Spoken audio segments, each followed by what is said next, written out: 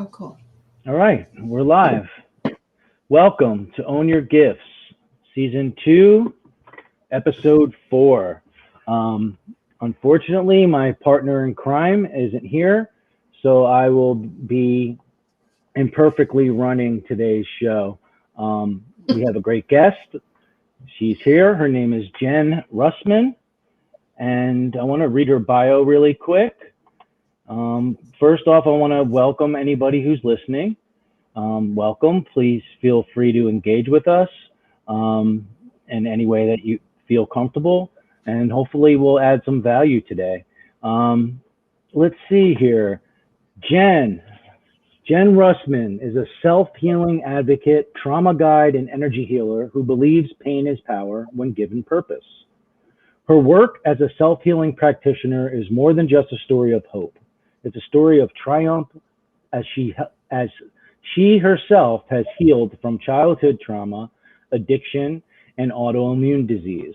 Her work centers on the energetics of self-healing with a focus on the link between stored trauma in the body and chronic illness. Jen hosts Jenergy Vibes, a weekly live online TV show dedicated to leading people home to their innate power to heal. She's an award-winning executive contributor for Brains magazine, where she shares about the energetics of self-healing and the trauma of dis-ease connection. All right, Jen. So we normally like to start off our shows with sharing something that we've done well today and something that we could possibly do better tomorrow. Would you like to start us out? I would love to, Joe. Thank you so much for having me here with you tonight. I have thoroughly enjoyed our private conversations, and I'm looking forward to continuing the power of our conversations here on your show.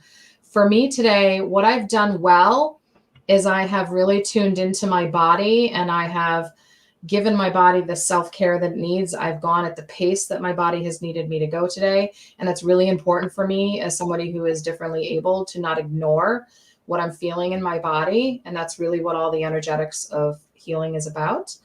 What I've not done so well today, I would have to say the first thing that comes to my mind is I'm having a lot of runaway thoughts around my son, who is not doing what I think he should be doing. And he's kind of, acting out and disrespecting our rules.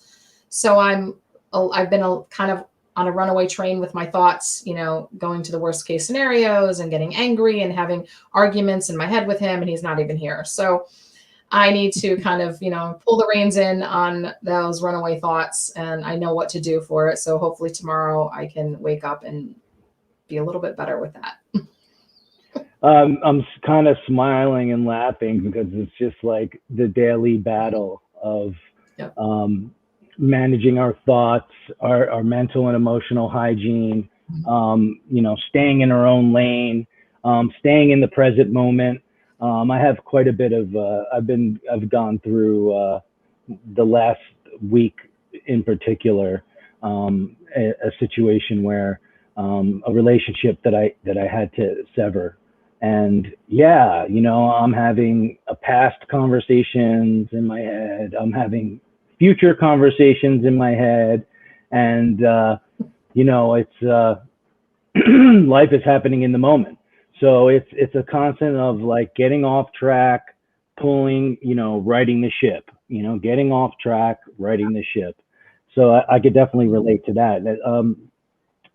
Which leads me to what I've done well today. I've done a lot of things well, which is really important, and I'll be revisiting all that tonight when I go to sleep, which is where I write things that I did well and things that I'm grateful for. But in particular, I'm kind of in really deep with this writing that I'm doing in the morning, and we discussed this, Jen, last time we spoke, and it's something called the Artist's Way, and part of the program is you write 3 pages in the morning stream of consciousness every day. So I'm on week 5, day 4, and I haven't missed a day. And I could tell you that it's been a bit of an emotional roller coaster. It's brought up some tough emotions for me, and most mornings when I get up, I don't want to do it, but I've done it consistently, which means I'm committed. And so I'm proud of myself for doing that. Anytime I do what I say I'm going to do to myself, I'm living in integrity. When I'm living in integrity, usually my body rewards me. If I'm living outside of integrity, meaning if I'm not doing what I committed to do to myself, my body usually revolts in some way. And that might look like me flying off the handle, or that might look like me getting physical pain that'll manifest itself in all different types of ways. But that's usually a good sign for me is when my body shuts down, or like I'm feeling pain in areas where I haven't hurt myself, then that usually means that somewhere in my life I need to take a closer look because I'm not living in integrity. And what I could do better, it's again related to the relationship. It's when something painful happens emotionally, I have a tendency of shutting all the emotions down. And it's basically like a defense mechanism that I'm aware of. I never was aware of it. It's something I carried for a long time, and I believe that it served me for a long time, but it certainly no longer serves me. But what happens is I start creating boxes and systems, and I'm not in the flow of life. And I'm not, we're going to talk a lot about energy because that's, a big part of what you do. And myself as well, is I'm not energetically, there's nobody coming within my blocks, so that means no true connection, no intimacy, no joy. Yes, I may be protected by some sort of toxic emotion that I have an irrational fear that if I emote it, if I feel it and let it move through like it's supposed to do, that it's going to somehow sink me into some sort of dark hole that I'm not going to be able to climb my way out of, even though I have overwhelming evidence, especially my years in recovery, that when I walk into these painful places, I come out the other side, and I always come out higher than when I went in. So it's like you bounce, you go a little low, but when you bounce higher. So a lot of times you have to go down to go back up. So, I'm going to try to be more conscious tomorrow to, let my guards down and not be scared to feel those emotions. Yeah. And you're reminding me of, what's coming through for me is just trust the process. Trusting the process. And I want to give a shout out to Miss Raquel. She's here. And we got Kenneth joining us, Savor the Flavor. Thanks, guys, for hopping on. Yes. Kenneth is always supporting. He's all over the place. He's all over the place. I don't know how he does it. I don't know how he does it either. Everywhere. He's got many hands. There's probably some Kenneth clones out there. But we appreciate you, Kenneth. We appreciate your enthusiasm and your support, and we love having you. Absolutely. And Raquel, Jimmy Jam. Thank you for joining us. Looks like we got a Jenergy fan here. James, Jimmy Jam. Jimmy Jam, Raquel, my girl. All right. These are all your peeps. Cool. Nice. So, Jenny, tell us a little more about your journey through adversity, through traumatic times, through addiction, and how once you came out the other side, these are now gifts that you have to not only heal yourself but to help others heal as well. So if you're open to it, I'd like to hear a little bit about your journey and how you wound up being the coach that you are today. Absolutely. I'm a pretty open book, Joe. So I'm really happy to be here to share my story, because again, I'm all about turning our pain into power by giving it purpose. And it's so interesting to me because I can feel it in my body. My chest tightens when you say the word adversity and everything that I've been through. And, July is my sobriety anniversary month. It's 27 years on July 5th that I took my last drink. And that began my my real healing and personal development journey of doing the inner work, right?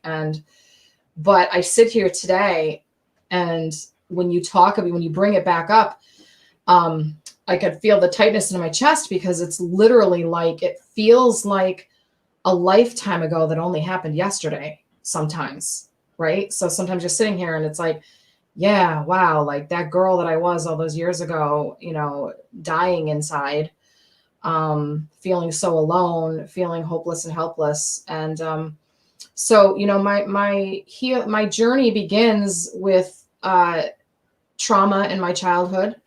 I always start there, because being an open book and being honest, bringing the real, is everything in my inner work has always come back to the core, which was the child abuse that started at age 3, from age 3 to age 10.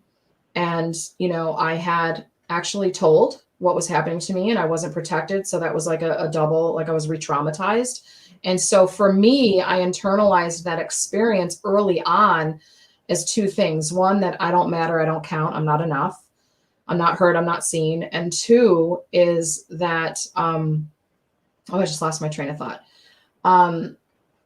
That being visible is not safe. So those are 2 huge beliefs that my body carried with me moving forward. And so when I found alcohol, that was it for me. And so the emotional suppression and the secrecy of the abuse led to addiction, which just compounded the emotional suppression, right? And there was a lot of self-harm during those years that I was using. And luckily for me, my bottom with addiction came fast. I had like a fast bottom and a slow recovery. And I'm grateful for that, because I've seen it the other way around. I've been around a long time in recovery, and I've seen it where people stay out there for a very long time. And I've seen people pop off, thinking they got it all together, and then they go back out like really quick in recovery. So very, very grateful that my bottom was fast and my recovery was slow. So I got sober at the tail end of my 24th year. So I was young. And about 4 years into my sobriety, age 29, the rug was pulled out from under me. And I woke up one day with all these whacked out symptoms. And it turned out I was diagnosed ultimately with multiple sclerosis, at which point I didn't know any better. I listened to what my medical team told me. I did what they told me to do.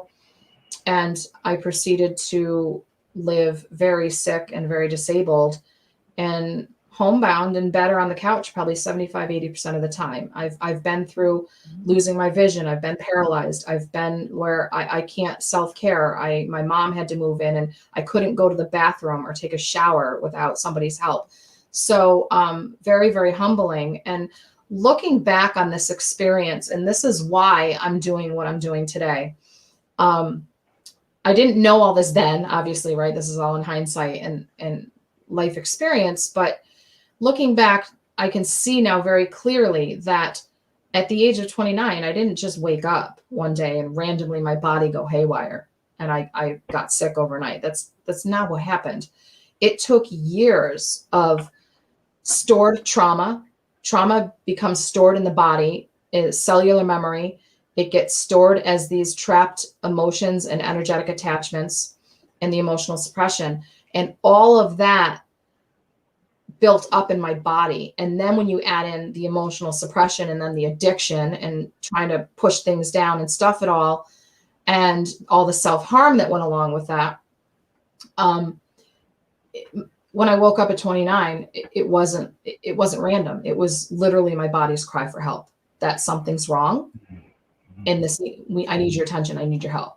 And so unfortunately, it took me 7 years of suffering before I woke up one day and had a divine intervention, and that all changed.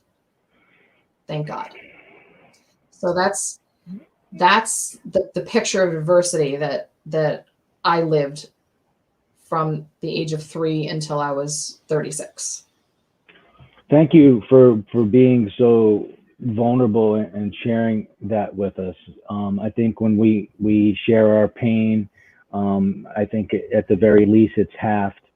Not to mention that there's somebody out there who probably feels unique and all alone and doesn't know that, there are, fellow humans, brothers and sisters, who have gone through something similar, have come out the other side and can help take your hand and show you the way. I thought it was what I was thinking about when you were talking about, the terrible trauma as a child, which obviously no child should have to go through, and that you didn't feel safe, and that it's that you didn't feel that you felt less than, and you didn't feel enough, and you felt like being seen was a huge risk, and and to me that seems like a really obvious response to something like that. And the reason why I bring this up, I think it's probably a very normal response to somebody who's been a victim and been traumatized, especially during such formative years. But the point that I was trying to make is I identify with those feelings 1,000%. However, I didn't have any trauma. Like I didn't have any trauma. I didn't have any abuse. I always felt safe in my home, but I always felt less than. I always felt like I wasn't enough. I always felt like it was easier to hide than to be seen. I went to like dramatic lengths to ensure that I stayed off the radar. Which, so you mentioned trauma stored in our cells, energetic trauma stored in our cells, and you're the expert on this. I do know a little bit about it, and I am doing some work in this area. But what that leads me to believe is that I came into this world with that energetic trauma. It wasn't a response to something that happened to me in childhood. I entered the world that way. Like, and which is fascinating to me. And it's also, I wonder when, whether it, as somebody who's an energy healer like yourself, is the approach different to somebody who possibly brought this trauma in from a past life, as opposed to somebody who has been gone through trauma in this lifetime and is, having a trauma response to the events that had caused the trauma? Is the process the same? Can you tell me a little bit about the process? Let's just say, I'm, you and I start to work together, and it's become abundantly obvious that I have some trauma stored in my cells, even though I'm not necessarily aware of where it came from. And I don't think that it's a situation where there's that I've pushed it so deep, or there's like a level of denial. I'm also a person in recovery, who's done a lot of deep work, both in recovery and other types of modalities.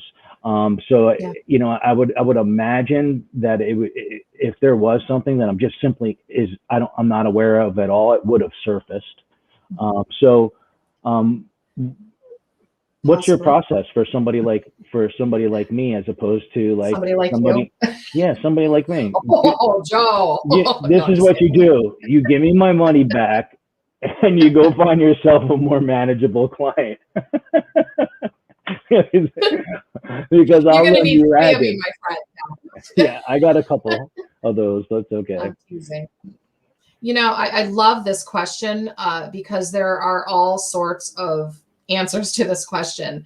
There's something called ancestral, right? Where we in our DNA, in our lineage, ancestral trauma and pain is passed down to us.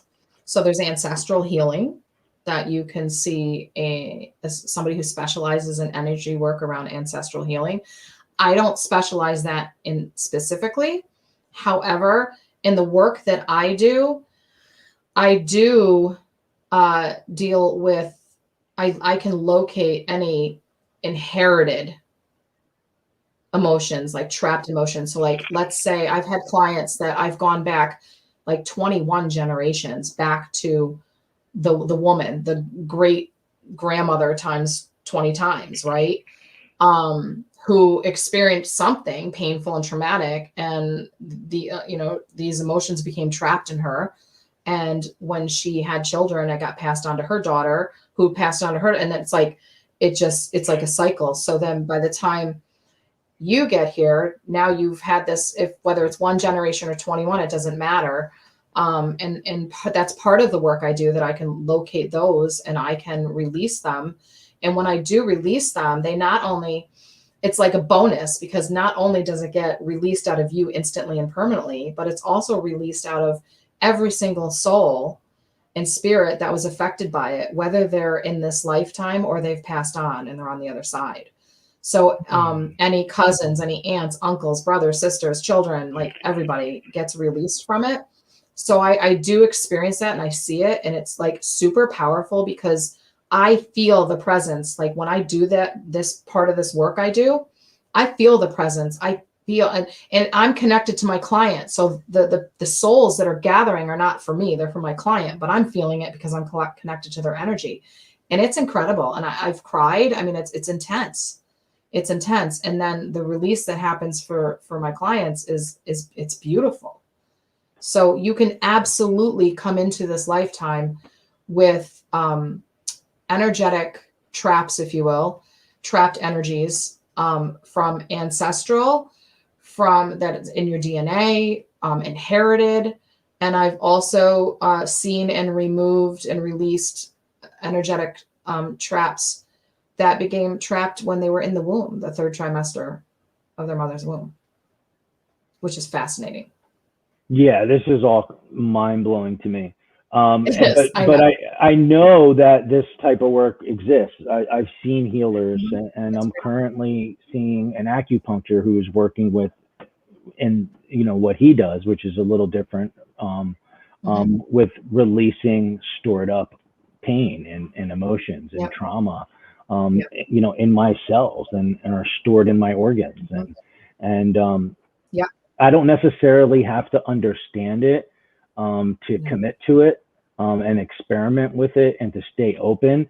And I could tell you that it's working. I know that it's working because I'm going through pain. And when I go through pain, I come out the other side. Yeah, I feel it.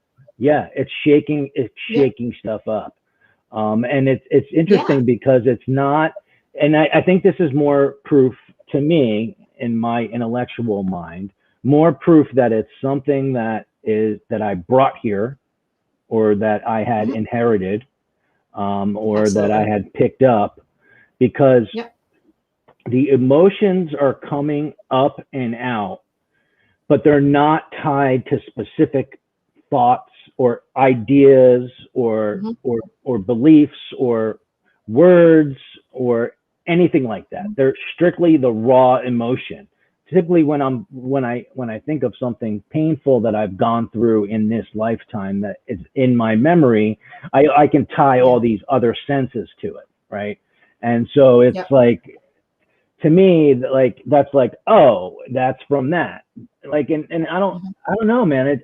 I just think it's super fascinating.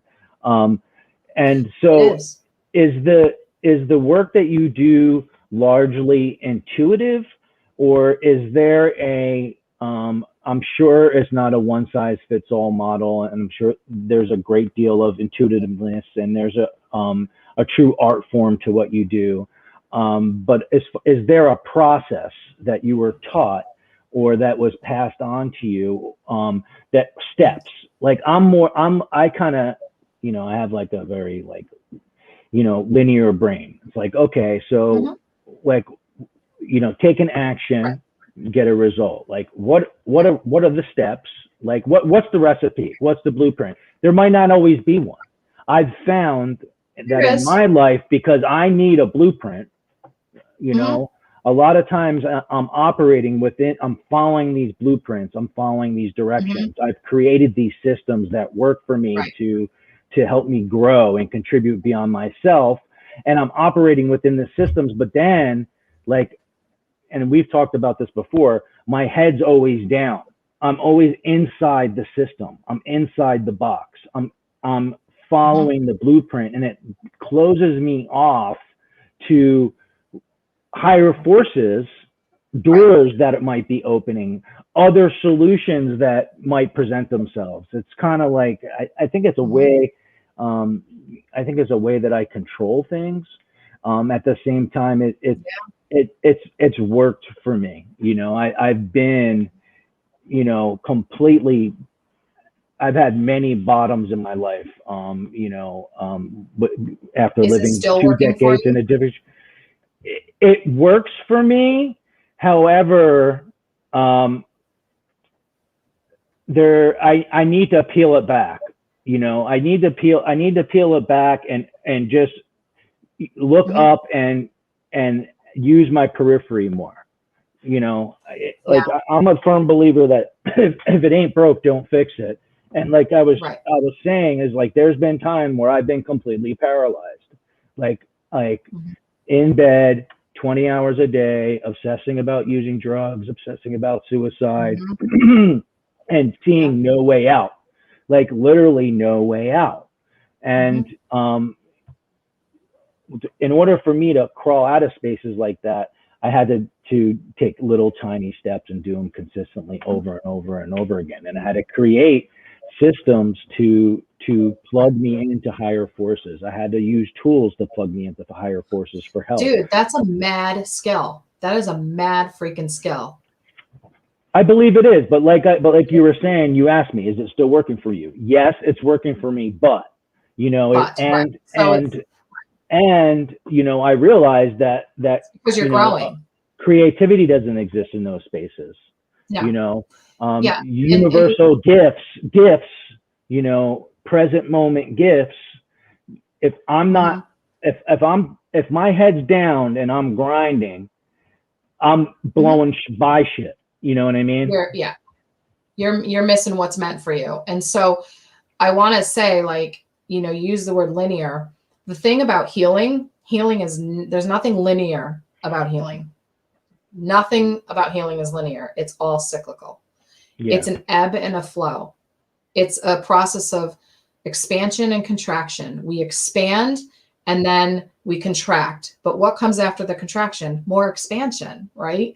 So it's this ebb and flow, this in and out, this up and down. Like there's no point A to point B when it comes to healing, straight line.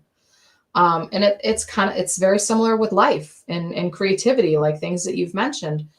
And so I think it's really important I love your level of self-awareness around it. And that, you know, as we grow spiritually and as we develop and as we enter new levels of expansion for ourselves, we start to tap into and recognize when we can get out of our mind and drop down into our body, that's where the answers are. And we can really begin to listen and recognize that, you know what, this mad skill I used, this freaking superpower I've had, it's not working for me anymore. So what do I start? Like the first step is to get curious about it, and getting curious without judgment towards yourself, without judgment towards the tool and the mad skill that you've been using, without judgment of what may be possible for you on the other side. And it doesn't always mean that we have to throw out and get rid of what used to serve us so well. Maybe it's not serving us as well anymore, but it doesn't mean that we have to kick it to the curb. It just means that, like you said, we need to just open ourselves up and we need to start getting curious. Well, what does this mean? Well, what can this look like and feel like for me moving forward? What if I were to tweak it this way? Or what if I was to ABC, you know, whatever it might be, fill in the blank for you. So yeah, it's really, you know, one of the first steps to healing and to recognizing and self-awareness is just getting curious And this is something I coach on, like, but getting curious without the judgment, because too often when we're in that judgment, there's no room. There's no room for connection to higher self, connection to higher source, connection to what wants to come through for us. And so you asked me what the recipe, if you will, the blueprint. There is a recipe. There is a blueprint. Could but you it's send not that in the mail to me, by the way? Could you send me the blueprint in the mail?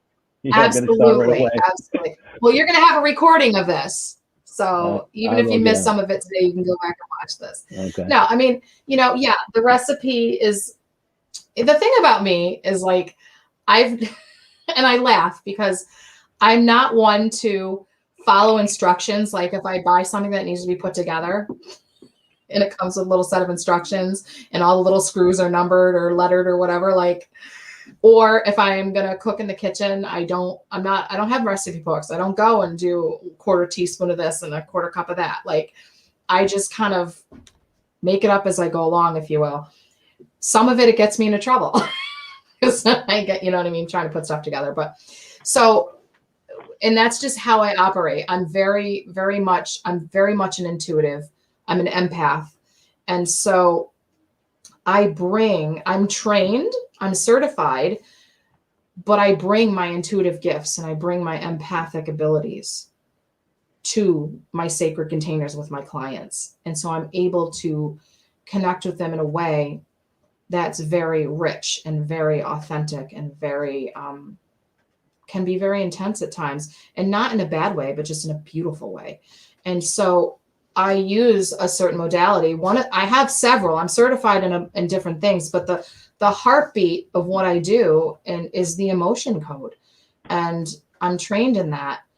And I self-taught, and I went and got certified. And then when the pandemic hit, I sat back and I said, when things started to shut down, I said, how can I use this time? How can I use this time? And the other question was, how can I still serve? Because I was used to, all these years in recovery, serve, give back. Like I could never give back to AA what it's given me, right? I'll never match that.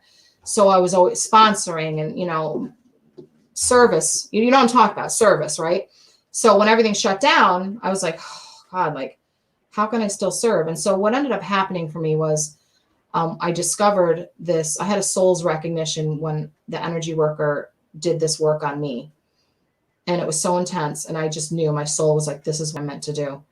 And so I've taken it to different levels, though, because of my own intuitive and empathic gifts and my own deep rooted experiences with trauma. So I use the emotion code and I use it to go in deep with the trauma.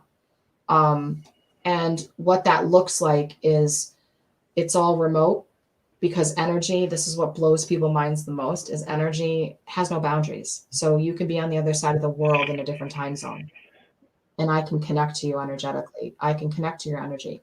I use muscle testing, which is a science-based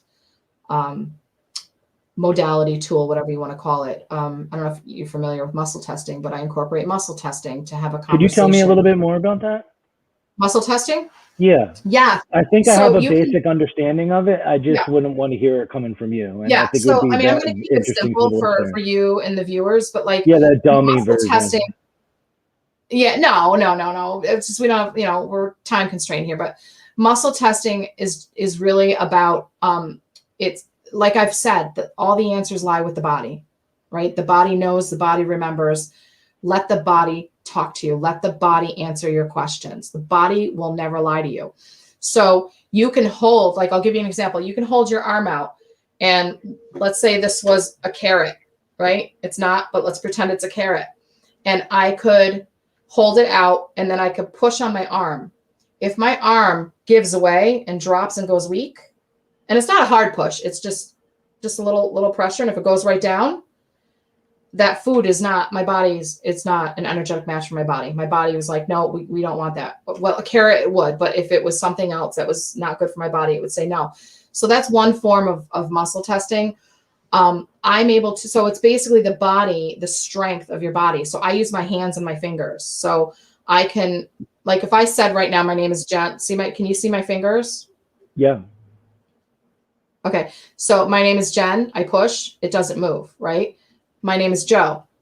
It won't hold. My name is Joe. Oh, so you actually feel like a magnetic force. It's like putting positive against positive.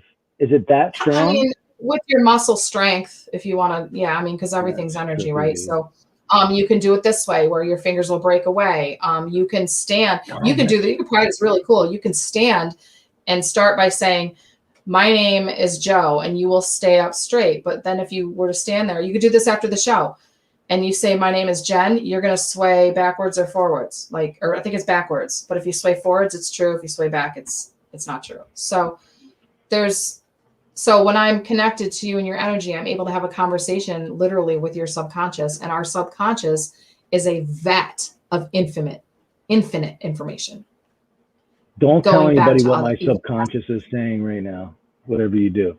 Well, I'm not connected to you, so I can't. Do not broadcast it live because the police will be at I can't because I'm not connected to you. I'm only kidding. Yeah, okay, so I have had muscle testing. My acupuncture did it with me. And he also he tested all my supplements that way. He had me hold them. And he also did the breaking thing, and I didn't ask. I'm just like, I just intuitively know that this person came into my life for the reason, and I'm just like, let's do it, dude. So it's like I haven't really been asking much questions. I was just like, okay. So I've had a little bit of experience with it, which is really cool, and I would love to learn more about it. Yeah, and one of the things I love most about this modality that I use, especially because I work with people with severe trauma, and it's not just trauma. I work with people with all different things, but those with severe trauma, oftentimes they don't have memories, right? Like I don't have a lot of memories. Some people are like, I think something happened, but I don't know what. Right. And some people are like, I know what happened. I don't want to go there. Like they don't want, like, reliving it, like through talk therapy, like it has its place.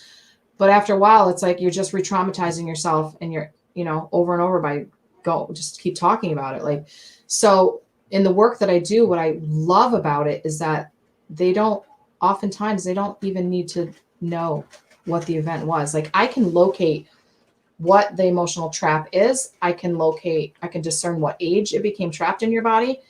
And then your body will tell me if we need to know more in order to release it. And oftentimes the body's like, nope, don't need to know more. Because you know what? The body's like, I'm done with this. You're here. Let's do this. Let's get it out. And then I'm able to release it. And I love that about it, because with trauma, like you don't have to, it's not about the details. It's not about the story. You don't have to re-traumatize yourself with the details in the story. We just go and we release, and then it's instant, it's permanent. They never return. And this works for everything from, severe deep traumas to divorce, to grief, to loss, to betrayal, you name it, it can work.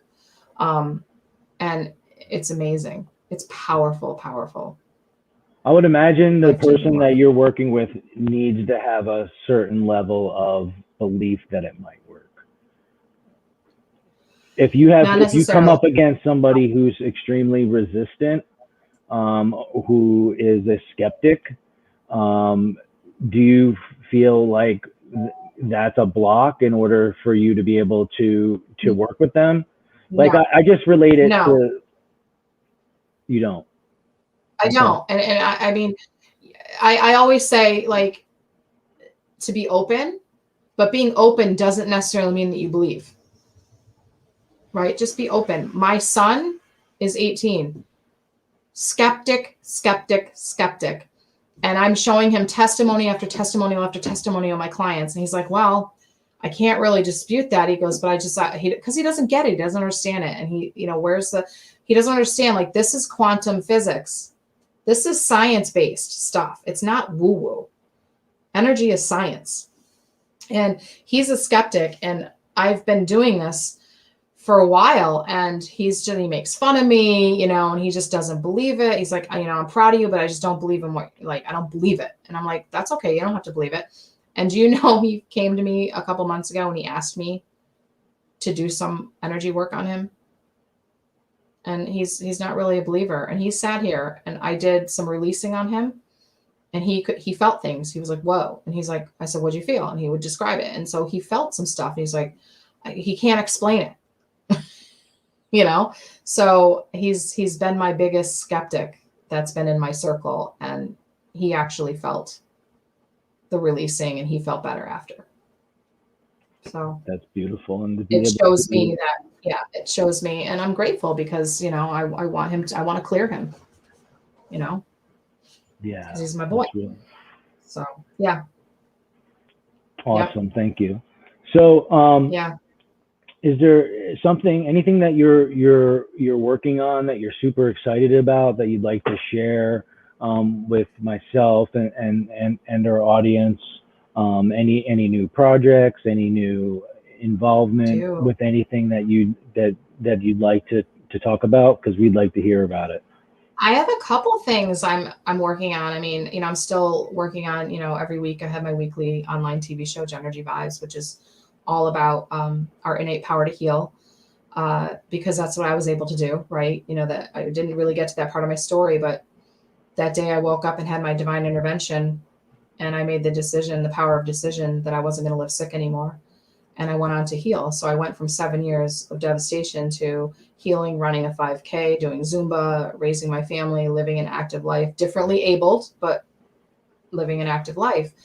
And so I have a few things, and actually something exciting came through for me today. And this is the beauty of making connections and collaborating and having conversations with people, right? I met this amazing woman today. We had a beautiful conversation. She invited me to come into her group of entrepreneurs and business people and creatives and teach on a topic for an hour.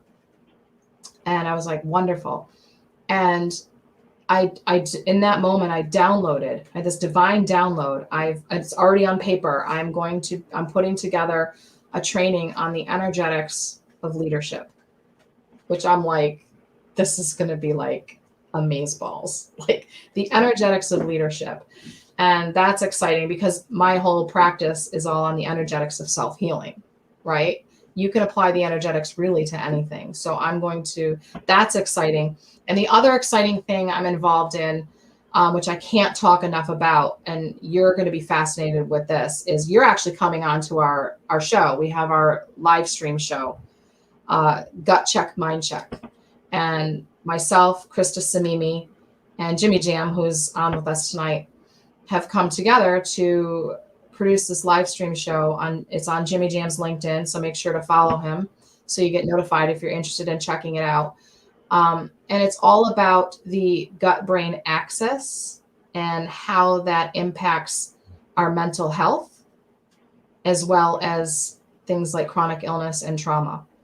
And it's all connected. Everything starts in our gut and ends in our gut. So we're out there educating and inspiring and bringing on people who have, amazing stories of healing and overcoming adversity with their health by treating their gut health. So, and this is specific to the mental wellness revolution that we're a part of, because mental health is part of my story, right? It's part of my life experience. The system for mental health is broken. The model of treatment is broken. And we are sitting on a holistic solution for mental health that treats the gut, because they're out there handing out medications like candy, treating the brain for depression and anxiety and stress, when they're missing the boat, because the things that affect the anxiety and the depression and the stress resiliency, they're not born, and they're not produced in the brain. They're produced in the gut. And so the gut produces these neurotransmitters in the gut. 70% of our immune system's in the gut. And if our gut's whack, our immune system can't function optimally. our gut bacteria cannot produce the dopamine and the serotonin and the neurotransmitters that it needs to send up through the vagus nerve, the communication highway to the brain. And if that's all messed up, our brains are not receiving what they need. So it's like a Band-Aid, right? So we're really excited about this project because this is what I've never seen before. It's a holistic approach that is completely 150% science backed. And it's incredible. And I can't talk enough about the gut brain axis at this point. And especially the link between how trauma impacts our gut health, blowing my mind. Blowing my mind. When you have a traumatic event, it wipes out your gut biome, and it causes like leaky gut. Like your lining just goes, and then I don't know if you know leaky gut, but leaky gut is horrible. I haven't experienced it, but I'm well aware of the brain gut connection, and that all health starts in our gut, and it's a hard sell. You know what I mean? It's like I've studied it to the point where I believe it, and you could read the research and you could see the research, and there's more and more research coming out every single day, and this is stuff that that people knew thousands and thousands of years ago, but just couldn't prove it or necessarily. Eastern medicine.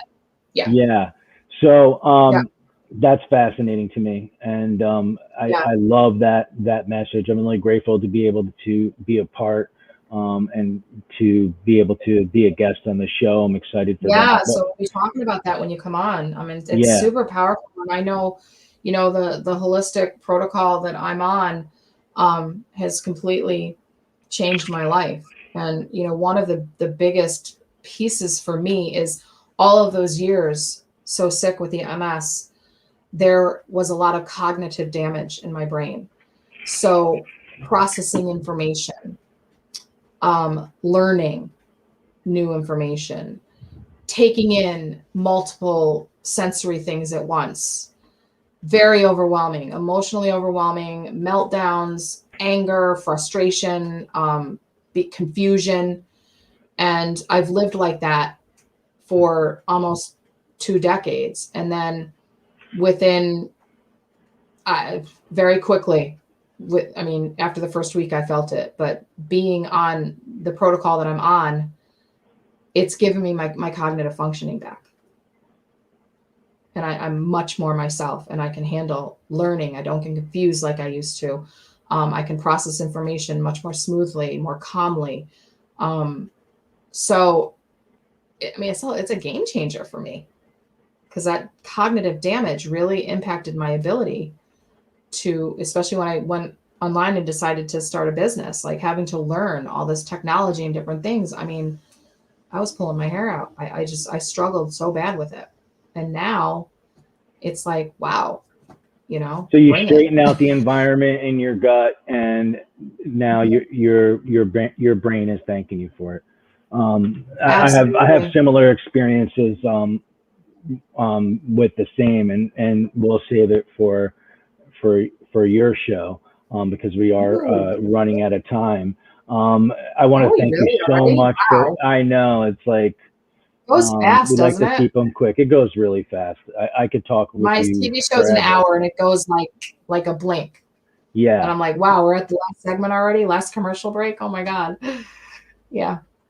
Yeah, We got some good people on here. This is great conversation. Yeah, I want to thank everybody for coming on. And how we normally wrap up the show is we share a tip, a tool, a strategy, an exercise or hack to plug into the highest force of gratitude, the higher force of gratitude. And this is something that I am extremely passionate about. I'm a big believer that the most powerful things in the world enter through the smallest things. And me personally, who's gone through, I've also had a slow and painful recovery, and I had hit other bottoms in recovery, being removed from alcohol and drugs, and also working a consistent program of recovery, daily, consistently, and working with others. I hit another, bottom in my life. And what the tool that,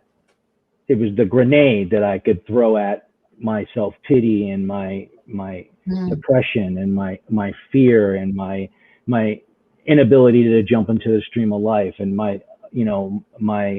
me being unable to see light at the end of the tunnel, was two very simple things. And we touched on those things, one of those things when we started it, and that's me paying really close attention to what I've done well on a daily basis and what I'm grateful for, especially the small, seemingly insignificant things that I expect and I take for granted. And when I began doing that, it was days, and I had a massive shift. Like all of us, it's not like it's been years and years and years of consistency and picking up new tools and experimenting on myself with different things. But that's been the one thing that's been steadfast and that made an impact on my life so fast. And it's something that takes 5 minutes. It takes 5 minutes. It takes me 5 minutes in the morning, and it takes me 5 minutes at night. And it's my number one spiritual tool. And for me, I look at spirituality as, you won't find this a surprise, but as more like a methodical and mechanical thing. And so I believe that all spiritual work is about perspective shifting. And this is the quickest way I know how to shift my perspective, is practicing gratitude. And so we like to share something that we use to something simple and quick and effective that somebody can walk away from this show and begin implementing in their life and see a change right away. Do you have a gratitude practice you like to share with the audience? Yeah, I got a bunch, but what's coming through for me is, I call it the power in the pause. There's so much power in the pause. Power in the pause. And what I mean by that is when we have moments where life happens, unexpected. I'll give you a recent example. We just had almost I think I talked to you about this, a near electrical fire in our home, which resulted in thousands of dollars of work needing to be done. And that money, can spin you out, right? So you're off like, oh, and then power in the pause and like coming back and like you said, perspective shifting. And so like stopping when you recognize that you're spiraling out, stop. And you can breathe. You can do 3 breaths. And what you do is you put your tongue up against the roof of your mouth, because that opens up your diaphragm. And then you just breathe in at a slow count of 4 deeply, hold it for a second, and then you breathe it out, slow count of 4. And while you're doing that, you focus on what you're grateful for. And so in that situation, it's like, well, I'm really grateful that my son and I were home, and we caught the smoke and the burning smell and unplugged the thing before the house went up in flames. I'm grateful the house didn't burn down. I'm grateful our dogs didn't die in a fire. I'm grateful we had the money to cover the expenses.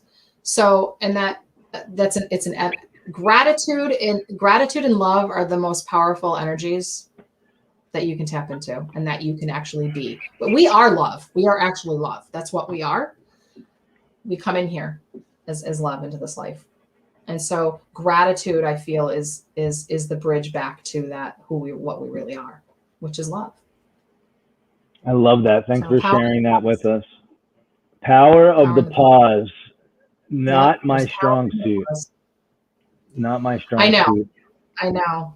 I will say that I've gotten tremendously better. But a lot of times,